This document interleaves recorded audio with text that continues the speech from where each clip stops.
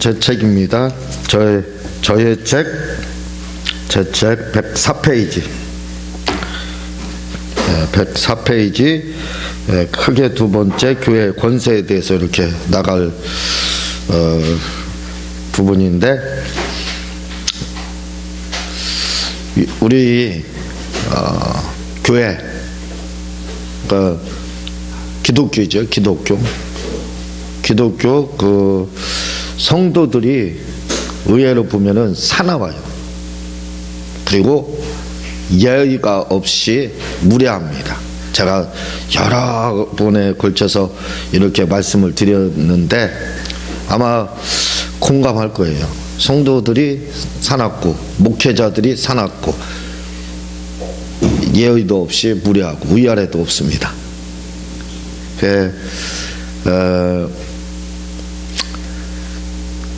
그게 이렇게 신앙생활 하다 보면은 그걸 알 수가 있어요. 그리고 천주교회는 교회 내에서 무슨 일이 있으면 그게 외부로 알려지질 않아요. 그냥 그 안에서 그냥 덮어버립니다. 보자기로 덮는 것처럼 그냥 덮어버려요. 잠잠해요. 근데 교회는 조금만 무슨 일이 떠벌려요. 동네 방네 전 세계적으로. 왜 그런지 모르겠어요. 그게 바로 성도들이 싸납고 목사님들이 싸납고 무례하게 굴고 예의도 없고 그래서 그런 것 같아요. 그런데 그러면 어디에서부터 이렇게 싸나워졌을까? 그 유래가 있을 거 아닙니까?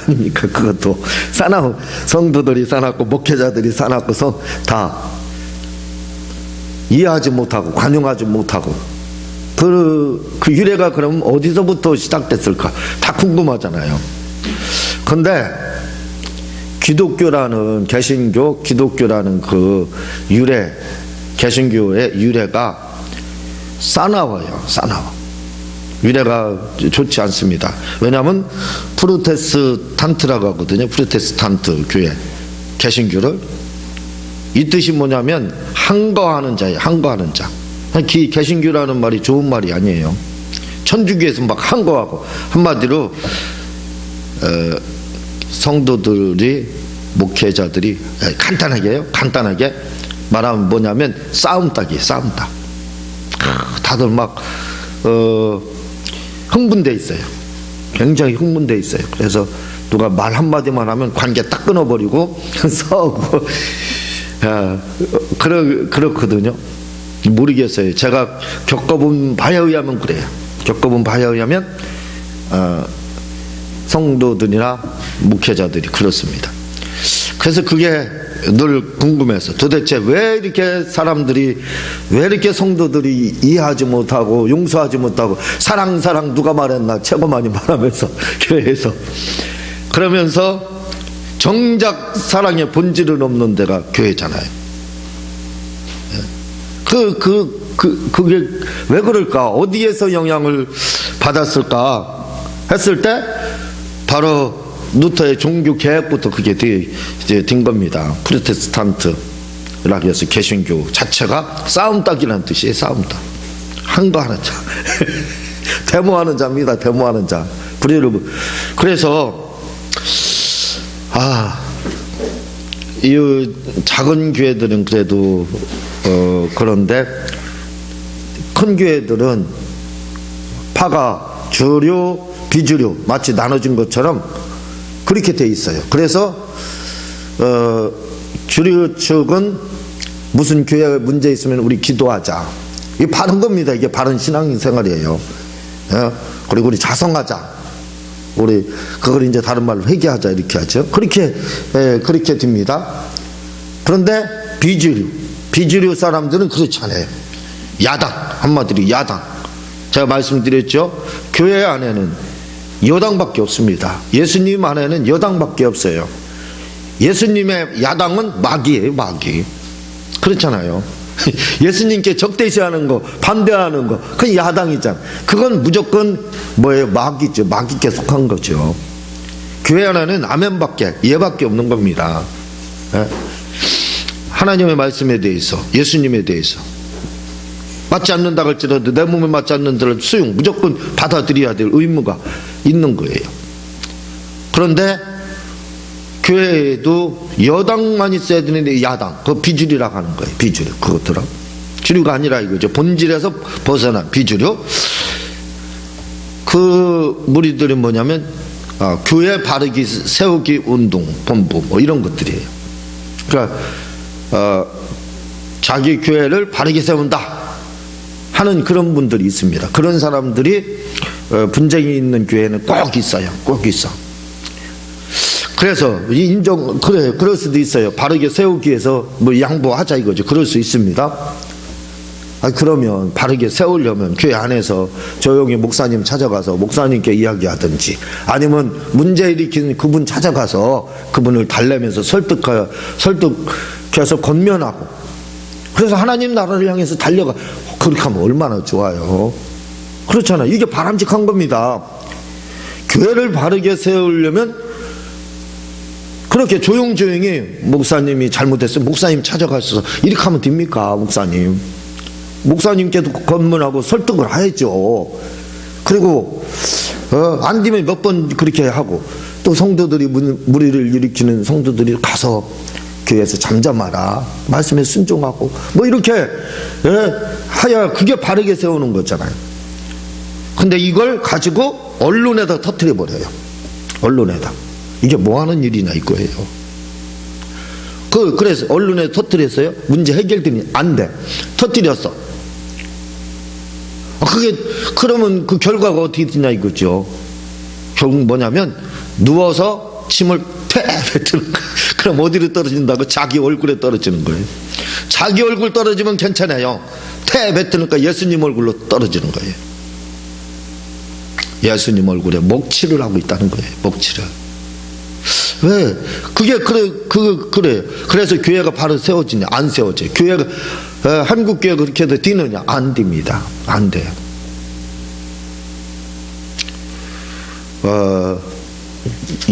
이제 중국에 태평 성대를 누렸던 왕국이 있죠. 갑자기 생각이 안 나. 요손시대. 요임금이 민간 시찰이라고 하나요? 나갔습니다. 나가서 농사를 짓고 있는, 소를 끌고 농사를 짓고 있는 농부에게 물었어요. 우리 임금님 어떻게 정치 잘합니까? 그랬더니 그 농부가 소리를 버럭 지르는, 아니 임금님이 잘하든 말하든 내가 무슨 상관이니, 나는 내 일만 열심히 하면 됩니다. 그래서 임금님이 기분이 그 소리를 듣고 굉장히 좋았어요. 우리 같으면 기분이 나빴죠. 아니 이 양반이 이게 임금님이 관심도 없고 그러나, 그렇게 생각. 그런데 그분은 그걸 듣고 굉장히 좋았어요. 내가 정치를 잘하구나. 왜? 정치를 잘하면 뭐예요? 백성들이 정치에 관심이 없는 거예요. 자기 일만 열심히 하면 되니까. 임금이 정치를 못하면 나라가 시끌시끌한 거예요. 백성들이. 그렇잖아요. 지금도 그렇잖아요. 누가 어떠느니 그렇게 되는 겁니다. 그래서 그 소리를 듣고 좋았어요. 내가 정치를 잘하는구나. 이 사람들이 정치에 관심이 없을 정도로. 그래서 기분이 좋았다는. 그래서 요손시대, 태평성대를 이룬 대표적인 인물하면 요손시대죠. 그 요나라의 시작이 우리나라 건국의 시작입니다. 그 단군의 건국의 신화가 요나라 임금의 중국의 요의 건국 신화 시기랑 똑같아요. 요임금하고. 그래서 단군이 요임금인가 봐요. 그래서 우리나라 단기 몇 년 하는데 요임금 그 건국년하고 똑같습니다. 그게 연도가. 자, 교회에 바르게 세운다고 그렇게 하시는 분들 좋아요. 제가 좀 말씀드리는 거 좋아. 그렇게 하셔야 돼. 진짜 바르게 세우려면요, 잠잠한 겁니다. 본인만 열심히 농사를 짓는 그분처럼 열심히 자기 일만 하면 되는 거예요. 다 자기 성도의 입장에서, 목회자의 입장에서 다 자기 맡겨진 일만 열심히 하면 돼요. 그렇죠? 훈수 들 거 없습니다. 콩나라 판나라 훈수 들 거 없어요. 자기들은 의로운 척해서 훈수를 두는데, 훈수를 둔다고 바르게 세우기 위해서 그렇게 한다고 하는데, 그런 당신이 털어서 뭔지 안 나느냐 이거예요. 아니라 이거죠. 진짜 바르게 세우려면 본인이 모범을 보이면 돼요. 모범을. 응? 본인이 전단지 가져가서 전도하고, 이웃 구제할 때 교회 돈 하지 말고 자기 돈 가지고 투자하고, 그렇게 하면 되죠. 입만 가지고 합니다. 입만 가지고. 그거 그냥 펑펑 떠뜨리고. 자기가 어떻게 사는지를, 자기가 월급을 받아서 어떻게 그거 쓰고 있는지 한번 당신은 그렇게 말하는 바르게 하시는 분들 한번 공개해 보세요. 당신은 얼마나 지금 바르게 살고 있는지. 돈에 대해서 깨끗하지 못한 사람은, 깨끗하게 쓰지 못하고 이롭게 쓰지 못한 사람은 생활 자체도 이롭지 못한 거예요. 이롭지 못한 겁니다. 그러니까 그건 간단해요. 자기는 그럴 자격이 있는지 없는지를 보려면 그 자기 가지고 월급 받는 돈 가지고 과연 얼마나 한 달에 이웃을 위해서 선교를 하든 구제를 직접 하고 거지를 돕든 뭐 이런 사람, 어려운 사람 과연 얼마나 돕고 11조는 얼마나 하고 헌금 생활을 얼마나 하는지 한번 공개해 봐야 돼요.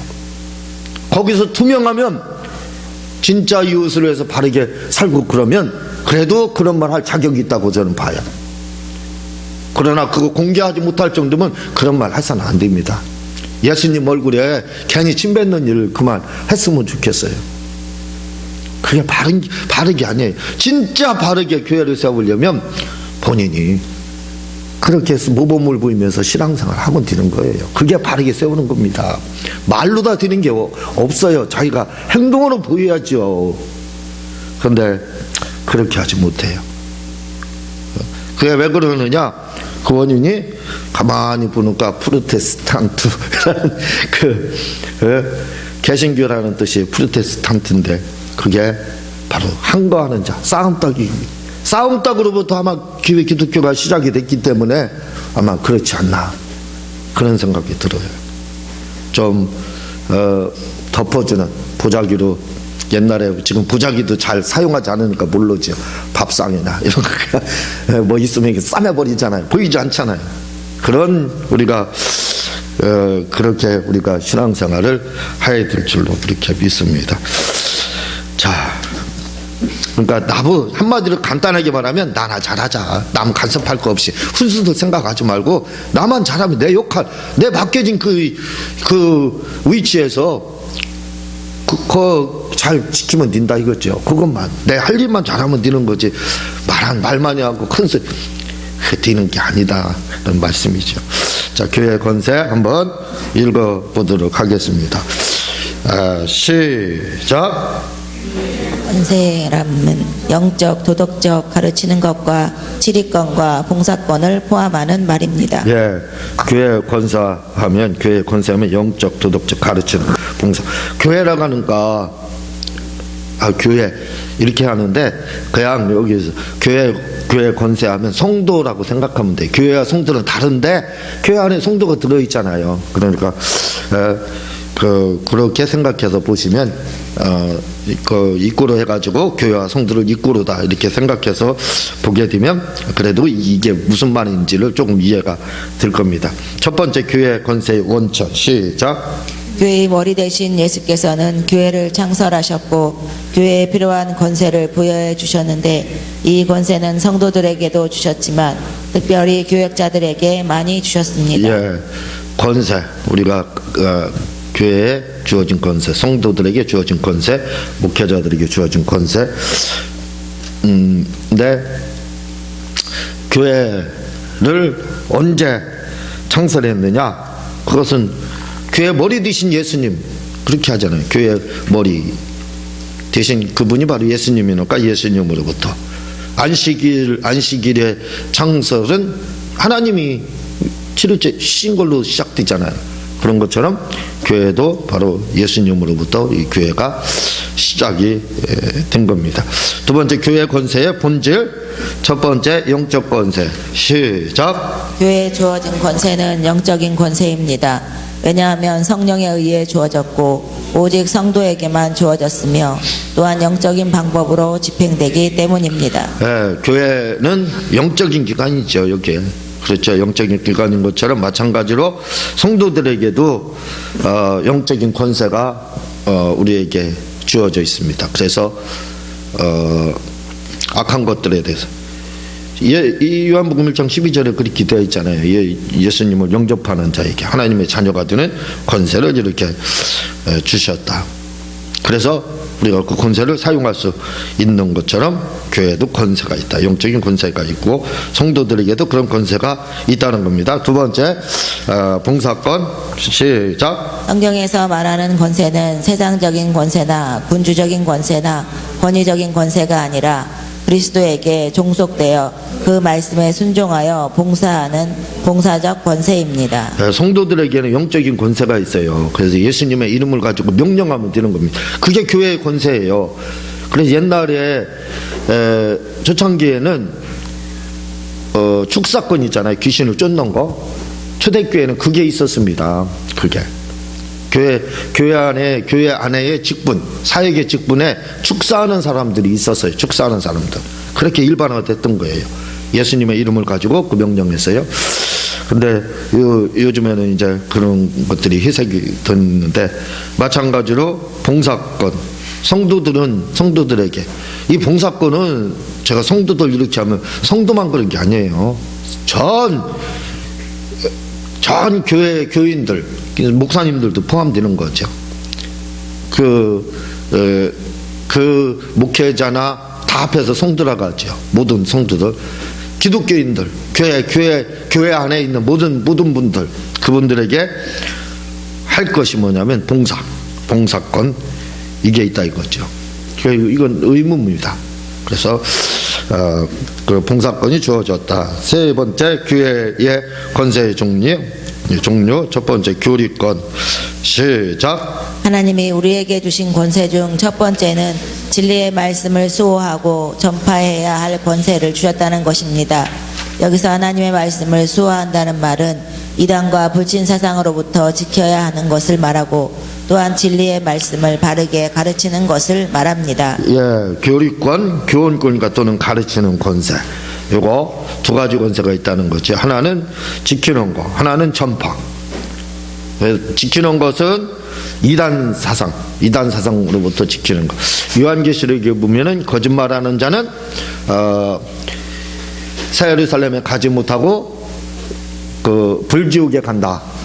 불못에 떨어지게 된다. 이렇게 이제 그런 말들이 나오는데, 그게 뭐냐면 거기서 요한계시록에서 거짓말 이렇게 하면 우리가 말하는 것처럼 하얀 거짓말, 빨간 거짓말, 하얀 거짓말은 필요한 겁니다. 성경은 다 하얀 거짓말이에요.